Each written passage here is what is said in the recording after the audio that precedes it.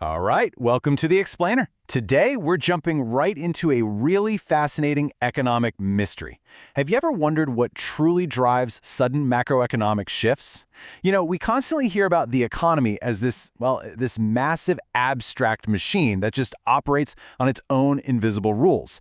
But what actually makes the needle move? Today, we're going to become macroeconomic detectives, and we're uncovering the surprising ground-level truth about what really steers the wealth of nations. Okay, so let's dive into this. What really causes a recession? Or, for that matter, a massive economic boom? We're usually told to blame macroeconomic forces, things like aggregate productivity shocks, inflation, or sweeping changes in monetary policy. But honestly, today, we're going to completely challenge that super abstract idea. We're asking what actually makes the economy jump or crash on a practical, everyday level. To kick things off, I want you to think about this absolutely jaw-dropping number, 1.6%. Back in the year 2000, one single company, Nokia, was responsible for 1.6 percentage points of Finland's entire GDP growth.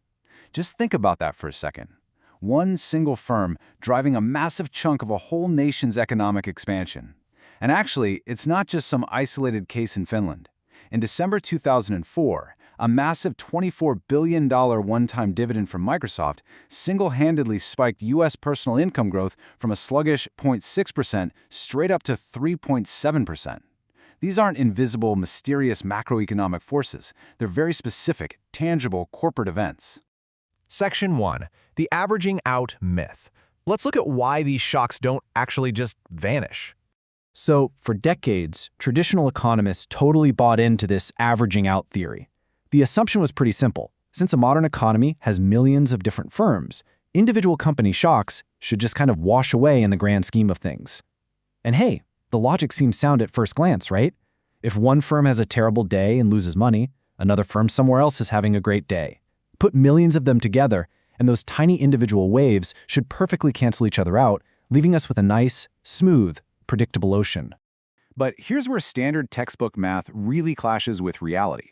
The old textbooks say firm shocks disappear quickly by the square root of n, where n is the number of firms in the economy. So if you have a million firms, the volatility should be practically microscopic. But economist Xavier Gebex came along and proposed this brilliant new framework. He showed that these firm-level shocks actually decay much, much slower, only by the natural log of n. And the reason for this? It's because the distribution of firm sizes isn't a neat, normal bell curve. It's what statisticians call a fat-tailed distribution. Section 2. The granular hypothesis. Here's how we're completely flipping the way we look at business cycles. The absolute best way to visualize this hypothesis is to picture a sandbox. The traditional averaging out view assumes the economy is a sandbox filled with millions of tiny, equal-sized grains of sand. But in reality, the economy actually has massive boulders sitting right smack in the middle of it. Modern economies are completely dominated by incompressible grains of activity. These are mega firms whose sheer scale and size totally disrupt normal statistical diversification. I mean, you can't just average out a boulder. And the sheer scale of these corporate whales is just staggering. Over the decades, the top 100 non-oil firms alone have accounted for nearly 29% of the entire U.S. gross domestic product. Think about what that means. When a group of just 100 companies makes up almost a third of your entire national economic output, they aren't just participating in the economy. In a very real way, they basically are the economy. Section 3. Math of the megafirms. Let's see exactly how these fat tails break the standard rules. This brings us to a really cool mathematical principle called Zipf's law. Basically, Zipf's law describes a fat-tailed power law distribution. In plain English, it means a few top entities are massively, disproportionately larger than everything else. Because firm sizes follow this fat-tailed distribution, the standard math of diversification, the central limit theorem, simply breaks down. If you combine thousands of independent little supermarkets, sure, their risks cancel out. But if a mega firm like Walmart doubles its size, its volatility doesn't shrink. It carries its own shocks, and because it's so huge, the entire national economy feels every single bump in the road. Get this, a massive one-third of all variations in national output growth, the actual real-world ups and downs of the business cycle, are not caused by some invisible macro force. They're explained by specific, idiosyncratic shocks happening at just the top 100 companies. 1/3 of all our economic fluctuations come directly from the boardrooms, the factory floors, and the supply chains of just a few dozen mega firms. That is absolutely wild when you really think about it. Section 4. Real-world granular shocks. Let's look at some of the actual corporate culprits.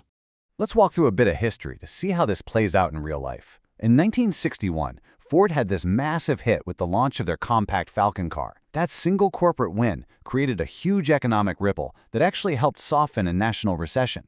Fast forward to 1970, and a devastating strike at General Motors dragged down the entire national economy.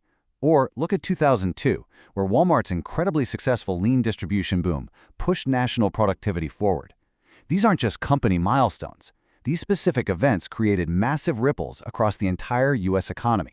Let's actually zoom in on 1970, because it's a perfect example of a granular year. A single labor strike at General Motors lasted for 10 weeks. Now, as a result, GM sales fell by 31% and their employment dropped by 13%. But here's the crazy macro impact. That single, isolated corporate event directly caused a 0.49% drop in the total U.S. GDP. One single company's labor dispute literally moved the needle on an entire nation's economic output. It didn't average out, it hit the economy like a giant boulder. Now, when you map actual per capita GDP growth against what Gabex calls the granular residual, which is basically the mathematical footprint of these specific mega-firm shocks, carefully filtered to remove general industry trends, the data lines up almost perfectly. You can literally see how specific corporate events, like the GM strike in '70 or Ford's success in '61, map flawlessly onto the actual spikes and dips in national GDP. The micro is truly undeniably driving the macro.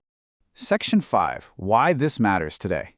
Let's talk about how this completely changes our ability to predict the economy. By tracking this granular residual, these specific, isolated shocks to the top megafirms, we aren't just explaining the past. We get a powerful, brand new tool for predicting economic futures.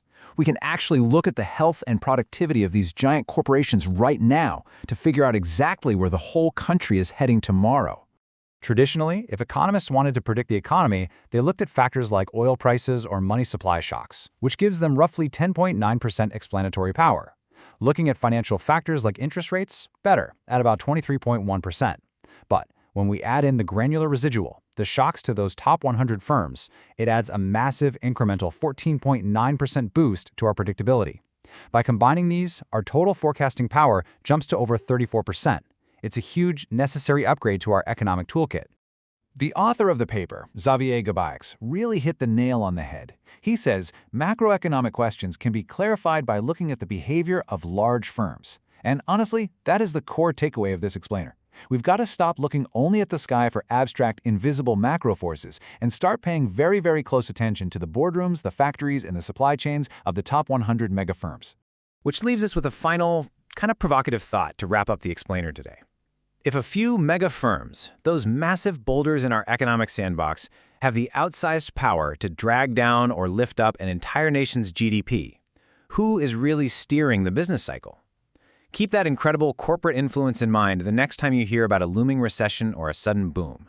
Thanks so much for joining me for this explainer, and as always, keep questioning the forces around you.